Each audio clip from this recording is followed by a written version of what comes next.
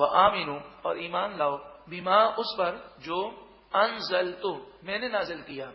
مصدقا لما معکم وہ تصدیق کرنے والا ہے یہ قرآن ان کتابوں کی معکم جو تمہارے پاس ہیں توریت انجیل زبور کی تصدیق قرآن پاک کرتا ہے ولا تکونوا اول کافر بھی اور پہلے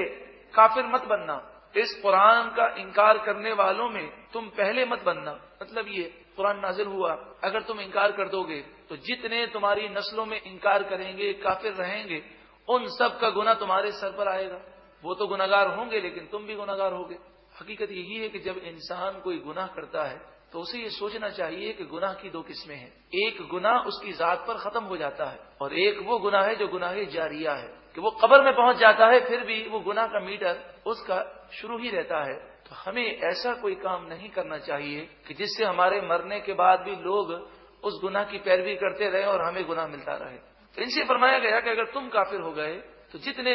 توریت کے ماننے والے آئندہ کافر رہیں گے وہ تو جہنمی ہیں ہی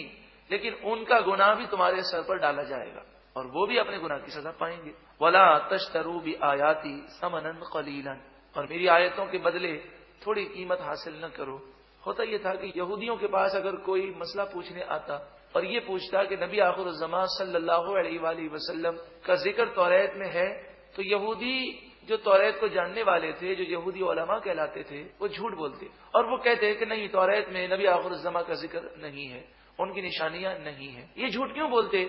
یہودی قوم کے بڑے بڑے سرداروں نے انہیں رشوت دی ہوئی ہوتی اور ان کی مٹھی گرم کر کے انہیں سمجھایا ہوا تھا کہ دیکھو اگر آپ نے یہ بتا دیا کہ نبی آخر الزمان یہی ہیں توریت میں ان کی نشانیاں ہیں تو سارے لوگ ان کی طرف چلے جائیں گے اور ہماری سرداری ختم ہو جائے گی تو اس رشوت کی وجہ سے اس مال کی وجہ سے یہ یہودی توریت کے جاننے والے جھوٹ بولتے تو فرمایا ولا تشتروا بآیاتی ثمنا قلیلا میری آیتوں کے بدلے تھوڑی قیمت حاصل نہ کرو کہ دنیا کی ساری دولت وہ آخرت کے مقابلے میں تھوڑی حقیر اور فانی ہے وَإِيَّايَ فَاتَّقُونِ اور اگر تم ان سرداروں سے ڈرتے ہو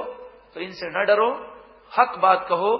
وَإِيَّايَ فَاتَّقُونِ اور صرف مجھ ہی سے تم ڈرو